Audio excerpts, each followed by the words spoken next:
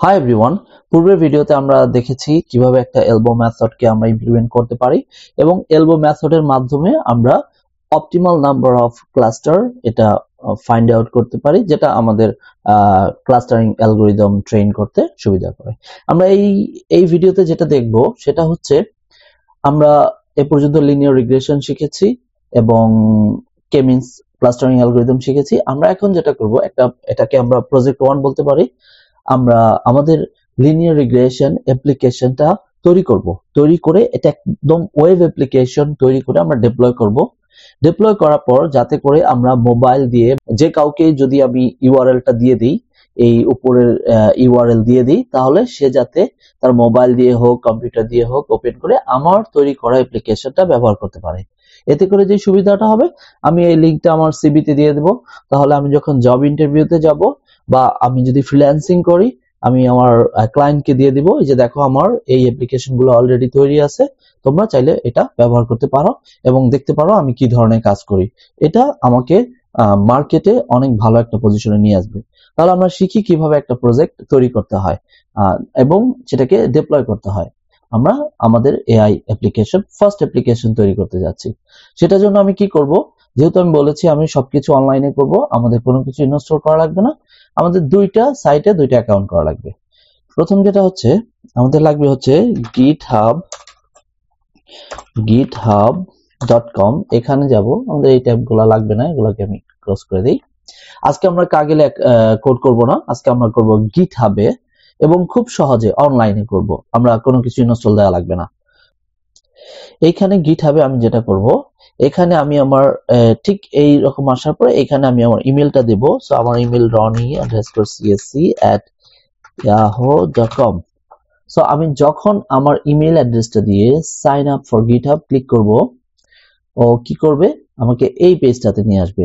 কিন্তু আমার এই ronnie_csc@yahoo.com এটা দিয়ে অলরেডি একটা অ্যাকাউন্ট আছে, সেই কারণে আমি ক্রিয়েট করতে পারবো না। কিন্তু কিভাবে করব আমি দেখায় দিই। ইমেলটা দেব, আমি এখানে একটা পাসওয়ার্ড দেব, যে কোনো একটা পাসওয়ার্ড দিলাম। এখানে আমাকে লাল অক্ষরে দেখাচ্ছে যে আমার এই ইমেলের অলরেডি একটা অ্যাকাউন্ট আছে, বাট আমি দেখাচ্ছি কিভাবে আসলে করতে হয়। এটা আমি কিছুক্ষণ আগে অ্যাকাউন্টটা তৈরি করেছি, এই কারণে আমাকে এটা দিয়ে আর তো অ্যাকাউন্ট করতে দেবে না এই ইমেল দিয়ে। যাই হোক, আমরা ইমেল দেব, তারপর পাসওয়ার্ড দেবো, এখানে একটা ইউজার নেম দেবো। ফর এক্সাম্পল আমি দিয়েছি ডক্টর এম এস রহমান, এরকম দিয়ে দিয়েছি doctor M S Rahman. Country আমি ফ্রান্সে থাকি তাই ফ্রান্স দিয়েছি, আপনারা আপনাদের যেখানে আছেন সেটা দেবেন।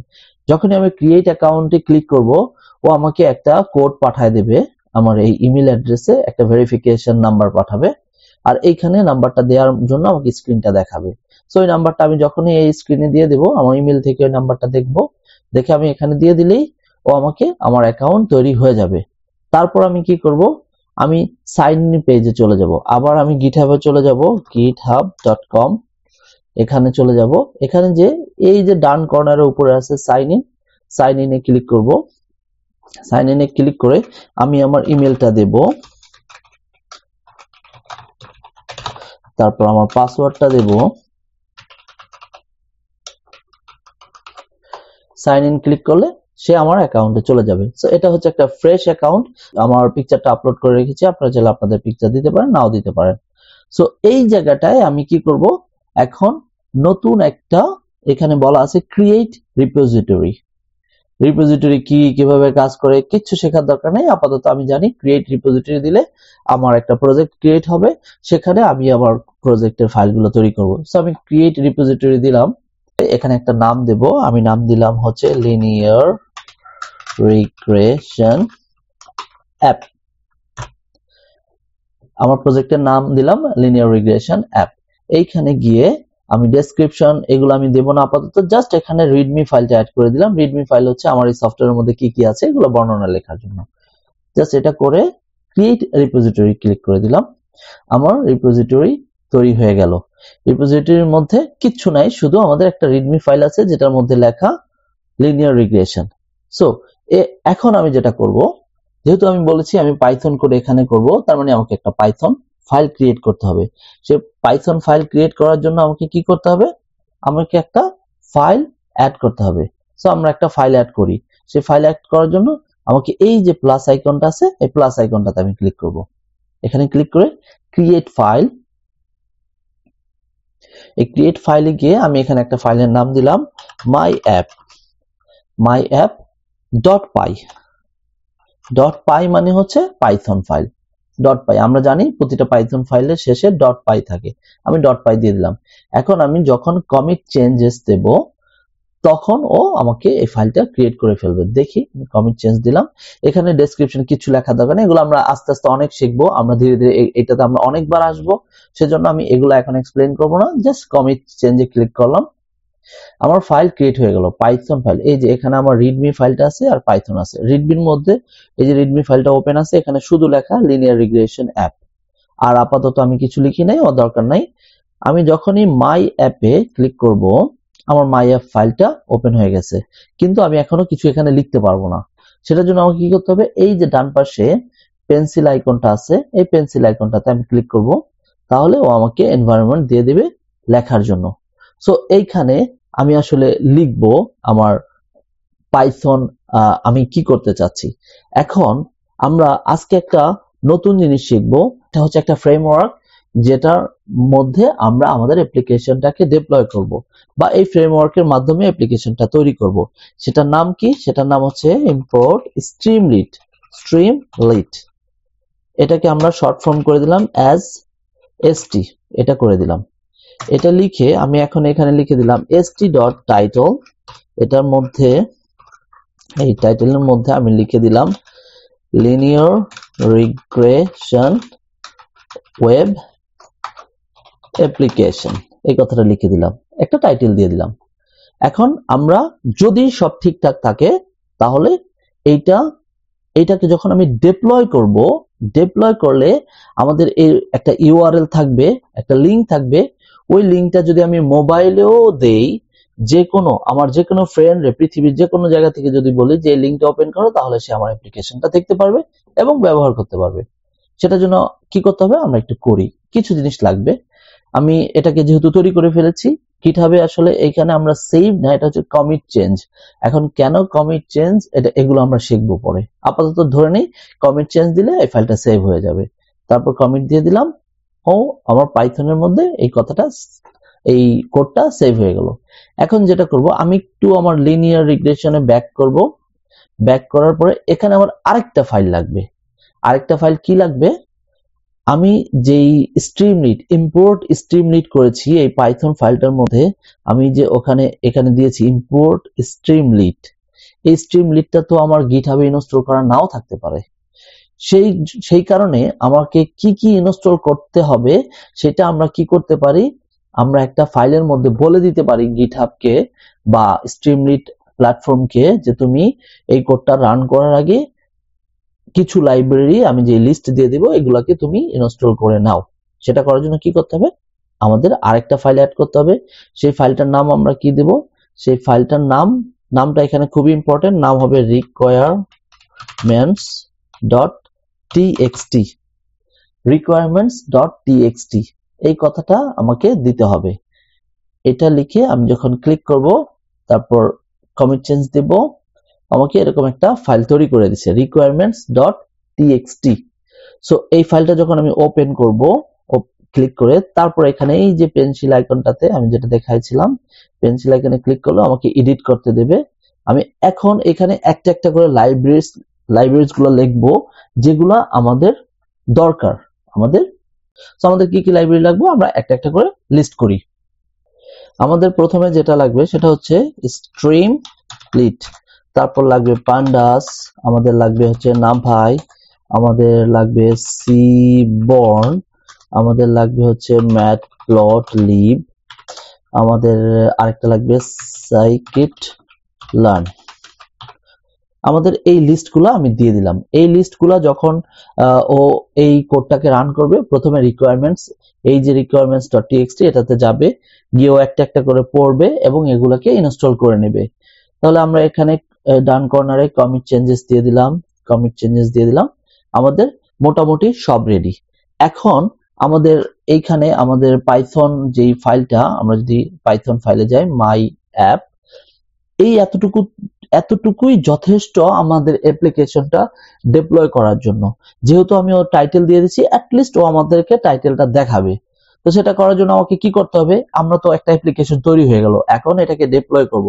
সো আমাদের তো ইন্টারনেটে ডোমেইন হোস্টিং বলতে কিছু নাই যে যেখানে আমরা ডিপ্লয় করতে পারবো, কিন্তু এটার জন্য স্ট্রিমলিট ওদের একটা ফ্রি প্ল্যাটফর্ম দিয়েছে, যেটাতে আমি লিমিটেড ভার্সন আকারে ডিপ্লয় করে দেখতে পারবো আমার অ্যাপ্লিকেশনটা কাজ করে কিনা।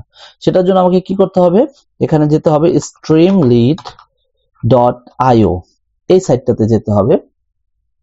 এই সাইটটা এইভাবে আসে। তো এখানে আমরা যদি ডান কর্নারে উপরে দেখি, এখানে ফ্রি এবং প্রো ভার্সন দুইটা আছে, এবং ফ্রিতে আমার মাউস পয়েন্টারটা রাখলেও আমাকে দেখাচ্ছে এখানে কি কি সুবিধা দেবে আর প্রোতে কি কি সুবিধা দেবে।